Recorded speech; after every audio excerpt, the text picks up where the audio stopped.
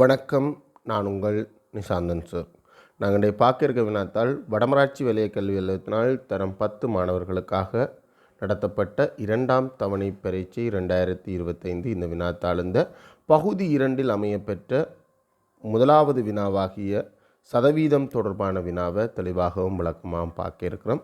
இன்னும் இந்த குறித்த வினாவை செய்து பார்க்கலன்னா கீழே டிஸ்கிரிப்ஷன் பகுதியில் லிங்க் இருக்கும் பிள்ளையே லிங்கை பயன்படுத்தி வினாத்தால் செய்து பார்த்துட்டு வீடியோக்குள்ளே வாங்க. உங்களுக்கு எத்தனை புள்ளி கிடைக்குது அப்படின்றத மறக்காமல் கமெண்ட் பாக்ஸில் பதிவிடும்போது நீங்கள் எந்த இடத்துலேருந்து பார்க்குறீங்க, எந்த வழியான இந்த மாணவன் அப்படின்றதையும் தெளிவாக குறிப்பிடுங்க. ஏன்னா யூடியூப்பில் பார்க்குறதுல கூடுதலான மாணவர்கள் யூடியூப் வழியாக மட்டும் கல்வி கற்கின்ற மாணவர்களாக இருக்கிறார்கள். எனது பாடசாலை மாணவர்களோ இல்லை எனது நேரடி வகுப்பு மாணவர்களோ ஜூம் கிளாஸ் மாணவர்களோ யூடியூப் வழியாக கல்வி கேட்கிறத கொஞ்சம் தவிர்த்து கொள்கிறீங்க. அப்போ நீங்கள் யார் பார்க்குறீங்க அப்படின்றத நான் அறிந்து கொள்கிறதுக்காக கட்டாயம் உங்களோட பெயர், நீங்கள் எங்கேருந்து பார்க்குறீங்க, எந்த வழியான எந்த மாணவன் அப்படின்றத பதிவிடுங்க. அப்போ தான் என்னுடைய நேரடி வகுப்புக்கு மாணவர்களில் யார் இதை கூடுதலாக பயன்படுத்துகிறார்கள் அப்படின்றத நான் அறிந்து கொள்ளக்கூடிய மாதிரி இருக்கும். யூடியூப் வழியான மாணவர்கள் நிறைய மாணவர்களுக்கு இந்த வீடியோக்கள் சென்றடையுது.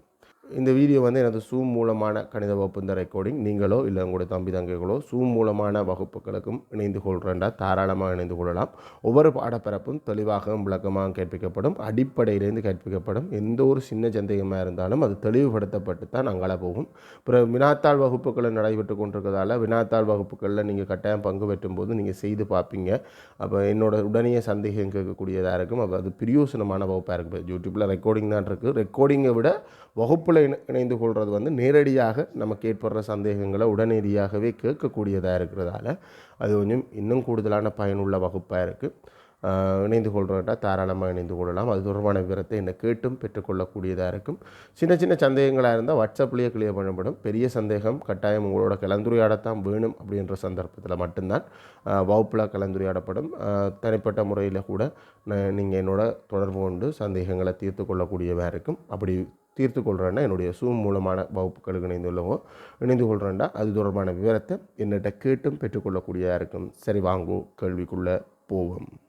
ஓகே, இதில் முதலாவது கேள்வியை பார்ப்போம் பிள்ளைகள். முதலாவது கேள்வி 2 பகுதிகளாக பிரிச்சிருக்கு. ஏ பார்ட் பி பார்ட் என்று 2 பகுதியாக இருந்துச்சு. சதவீதம் தொடர்பான ஒரு கேள்வி. நாங்கள் சதவீதம் தொடர்பான கேள்விகளை பொதுவாக முதலாவது கேள்வியாக பார்க்குறது வழக்கம். அது ஃபைனல் எக்ஸாம்லேயே முதலாவது 1-2க்குள்ளே வரும் சதவீதம் தொடர்பான ஒரு கேள்வி. அதில் ஏற்பாட்டில் கேட்கப்பட்ட கேள்வி என்னென்னா, ஆண்டு பெருமானம் ரூபாய் 24,000 என மதிப்பிடப்பட்ட வீடொன்றுக்கு நகர சபையானது 10% இறைவரி அறவிடுகின்றது. அப்போ நம்ம இந்த கதையை ஒரு ஒரு ஒரு படமாக கீறுவோம். ஒரு படமாக கீறும்போது நமக்கு ஒரு மூளைகளை யோசிக்கிற ஒரு ஐடியா கிடைக்கும்.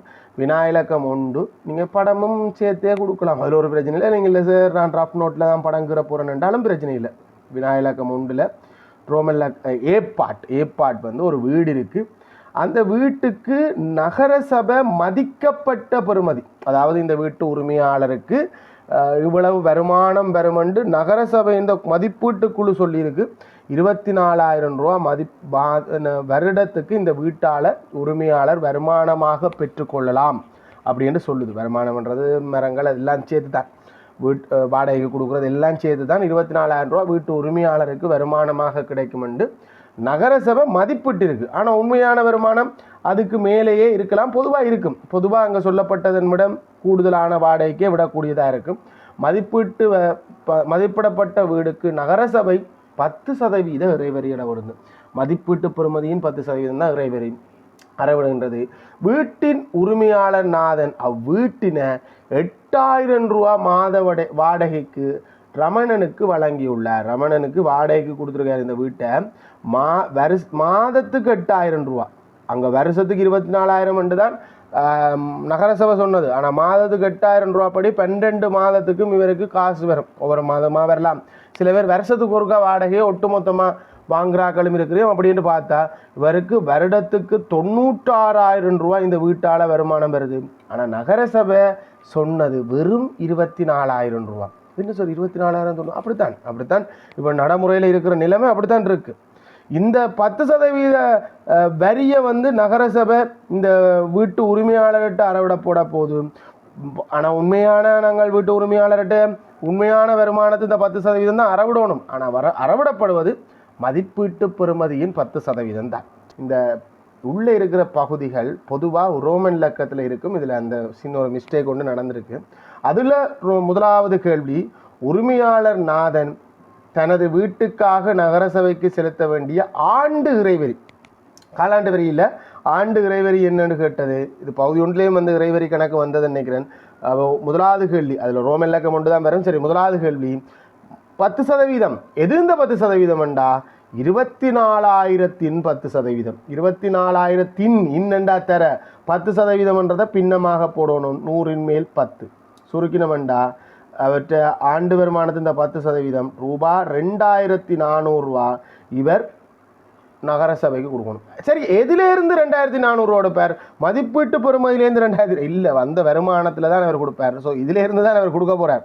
ஆனால் மதிப்பிடப்பட்ட தொகை இந்த 10% தான் இறைவரியாக செலுத்தணும். அந்த இறைவரி வந்த வருமானத்திலேருந்து தான் பெற்றுக்கொள்வார். 2,400 ரூபாவை நகரசபைக்கு வந்து கொடுக்க போகிறார். ரைட், கேள்விக்கு போகும். 2வது கேள்வி, வீட்டை வாடகைக்கு வழங்குவதன் மூலம் நாதன் பெறும் ஆண்டு வருமானத்தை காண்க. அது வேறு நாங்கள் முதலே கண்டுட்டோம்.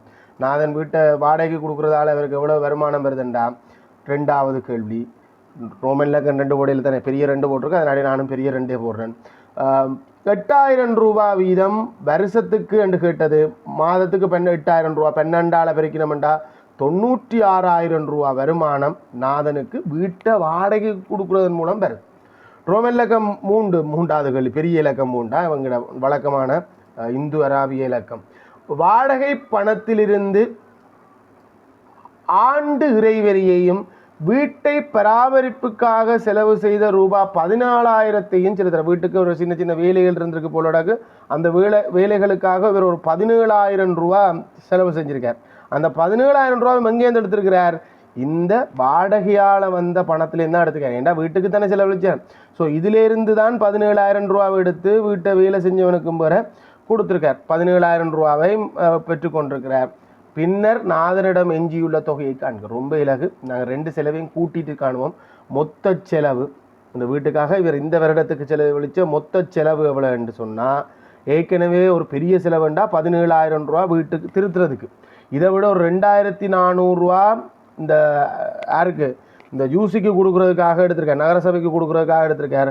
ஆக மொத்தத்தில் இவருக்கு செலவு 19,400 ரூபா மொத்த செலவு. ஆகவே மீதியாக எவ்வளவு இருக்கும்? மீதி என்றது போது தான் பிரச்சனை வரும். 24,000 19,400 கழிக்கணுமா இல்லை சார் 96,000? 96,000 தான் உண்மையாக வந்த வருமானம். 24,000 வந்து அரசு நிர்ணயித்தது. அப்படி ஒரு வருமானம் வரவே இல்லை, அதை விட கூட தான் வந்தது. இப்போ 96,000 19,400 வந்து கழிக்கணும். கழிச்சா 0 கடன் எடுத்த 6, 10லேருந்து 4 போனால் 6, கடன் கொடுத்ததால் 5, 5லேருந்து 9 போகாது, கடன் எடுத்தா 15, 15லேருந்து போனால் 6, இங்கே கடன் கொடுத்ததால் 8, 8லேருந்து 1 போனால் 7 ரூபா. 76,600 ரூபா காசு இவர்கிட்ட எஞ்சி இருக்கும். 9% எளிய வட்டிக்கு ஒரு தொகை பணத்தை கடனாக பெற்ற ரமேஷ் 2 வருட முடிவில் ரூபாய் 2,880 மொத்த வட்டியாக செலுத்துகிறார். இப்போ கூட காசை கொடுக்கிறவர்கள் வட்டியாக மட்டும் 2,880 ரூபாவை வட்டியாக செலுத்துகிறாரின் அவர் பெற்ற கடன் பணத்தை காண்க. இப்போ நாங்கள் சமன்பாடெல்லாம் உருவாக்கி காணலாம். என்ன வட்டிக்கு சமன்பாடுனோ, வட்டி என்ன முதலிட்ட தொகையை பிரின்சிபல் என்று சொல்கிறதால பி என்று சொல்லுவாங்க. நீங்கள் வேறு எந்த அச்சரம் வச்சாலும் ஓகே. பிரின்சிபல் இந்த மொத்த முதலிட்ட தொகை இந்த அதாவது கடனுக்காக கொடுத்த தொகை இந்த 9% ஒரு வருஷத்துக்கு வட்டியாக வரும்.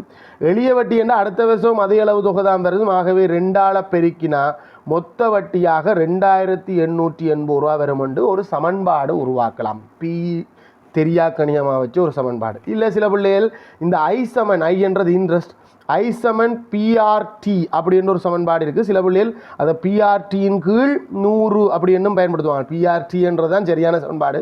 உண்மையாக இப்படி ஒரு சமன்பாடு ஒரு காலத்துக்கு முன்னுக்கு இருந்தது, இப்போ பயன்பாட்டில் இல்லை, பயன்படுத்தக்கூடாதென்றும் சில இடங்களில் வலியுறுத்தப்பட்டிருக்கு. அதனால நாங்கள் பயன்படுத்துகிறத தவிர்த்து கொள்வோம். அப்போ இதை வேறு என்ன மாதிரி செய்யலாம்? ரொம்ப ஈஸியாக செய்யலாம். பெரிய கஷ்டம்னா எங்களுக்கு இவர் கடனுக்கு கொடுத்த தொகை தெரியாது, இவர் எவ்வளோ கடன் வாங்கி, இதெல்லாம் ஒரு சிந்தனை. உங்களோட என்ன சொல்கிறது, உங்களோட சிந்தனை நீங்கள் என்ன மாதிரி சிந்திக்கிறீங்களோ அதை விளங்கிக் கொள்ளணும். இவருக்கு கடனுக்கு கொடுத்த தொகை தெரியாது. கடனாக பெற்ற தொகை இந்த 9% ஒரு வருஷத்துக்கு வட்டியாக செலுத்தணும். அடுத்த வருஷம் எளிய வட்டி என்றைக்கு எப்போவுமே கடனாக பெற்ற இந்த தொகை இந்த சதவீதம் தான் செலுத்தணும். அப்போ இந்த வருஷம் 9%. இப்படி 2 வருஷத்துக்கான வட்டியும் சேர்த்து தான் இங்கே சொல்லப்பட்ட 18,800 ரூபா அப்படின்றது இருக்குது. சாரி, 22,880 ரூபா. 2,880 ரூபான்றது இங்கே 2 வருஷத்துக்கான வட்டியையும் சேர்த்து. அப்போ நம்ம ஒன்று காணுவோமா, ஒரு வருடத்துக்கான வட்டியை காணலாம். கட்டாயம் அப்படி காணணுமெண்டு இல்லை. நீங்கள் ஒரு வருடத்துக்கான வட்டி காணாமலும் வேறு வழியாலேயும் போகலாம். நான் ஒரு வழியால் போகிறேன். ஒரு வருடத்துக்கான வட்டி 2,880 2ஆல் பிரிக்கிறேன். ஒரு வருஷத்துக்கான வட்டி 0,4 பிரிக்க முன்னுக்கு இருந்து பிரிக்கிறது என்ன பிரித்தா 1,4,4,0 1,440 ரூபா ஒரு வருஷத்துக்கான வட்டி. அந்த ஒரு வருஷத்துக்கான வட்டி என்றது கடனாக பெற்ற தொகை 9%.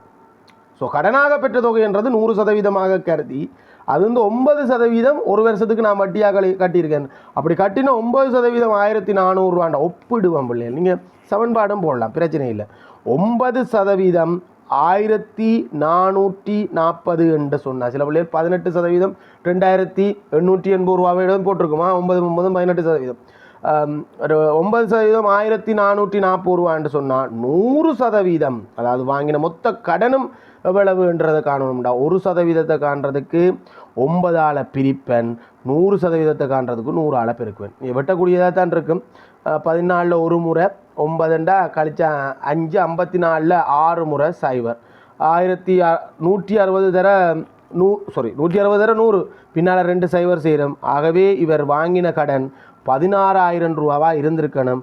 16,000 ரூபா கடன் வாங்கினா 16,000-இன் 9% 1,440 ரூபா 2 வருஷம் வண்டிக்கு சரியாக வரும். ஆகவே வாங்கின கடன் 16,000 ரூபா. இவ்வளவுதான் செஞ்சிட்டோம். புள்ளி திட்டம் நான் ஸ்கீமை பார்த்து சொல்லல, கிட்டத்தட்ட எந்தளவு புள்ளி வரலாமோ அதை உங்களுக்கு நான் அப்படியே பகிர்ந்து தாரேன். நீங்களும் பதிஞ்சு கொள்ளுங்க. உங்களுக்கு எத்தனை புள்ளி வருதுன்றதை எனக்கு கட்டாயம் பதிவிடணும். ரைட். விஷயம் என்னென்றாடாவா, இதுக்கு உங்களுக்கு வழக்கமாகவே 2 புள்ளி தான். பெருக்கணுன்றதுக்கு ஒரு புள்ளி, பெருக்கி வந்த விடைக்கு ஒரு புள்ளி, 2 புள்ளி கிடைக்கும். அதே மாதிரி இதுக்குன்னு 2 புள்ளி தான் கொடுக்கலாம். சில நேரம் இதுக்கு ஒரு புள்ளி கூட கொடுவிடலாம். 2 புள்ளி நான் தந்திருக்கிறேன். மொத்த செலவை காண்றதுக்கு ஒரு புள்ளி, கழிக்கணுன்றதுக்கு ஒரு புள்ளி, கழிச்சு வர்ற விடைக்கு ஒரு புள்ளியாக 2 புள்ளி. செய்க வழிகள் கட்டாயம். அதே மாதிரி இங்கேயும் அது கூட்டல், நான் அதில் கழித்தல் என்று போட்டுட்டேன். இது கூட்டலா, சாரி, இது கூட்டல். கூட்டி மொத்த செலவை காண்றதுக்கு ஒரு புள்ளி, பிறகு கழித்து கழிக்கணும்ன்றதுக்கு ஒரு புள்ளி, கழித்து விடைக்கு ஒரு புள்ளியாக 2 புள்ளி கொடுங்க. அதே மாதிரி நான் இங்கே 9% ஒப்பிட்டிருக்கேன். சில புள்ளிகள் 18% ஒப்பிட்டிருக்கலாம். சில புள்ளிகள் சமன்பாடு போட்டிருக்கலாம். எதுவாக இருந்தாலும் செய்க வழியோட 16,000 ரூபா அப்படி என்ற விடை இருந்தால், செய்க வழியோட 16,000 ரூபாண்ட விடை இருந்தால் 3 புள்ளி கிடைக்கும். செய்கவழி இல்லாமல் 16,000 ரூபாண்ட விடை இருந்தால் 1 புள்ளி கிடைக்கும். ஆக மொத்தத்தில் இந்த குறித்த முதலாவது வினாவுக்கு உங்களுக்கு 10 எத்தனை என்றதை கட்டாயம் பதிவிட வேண்டும்.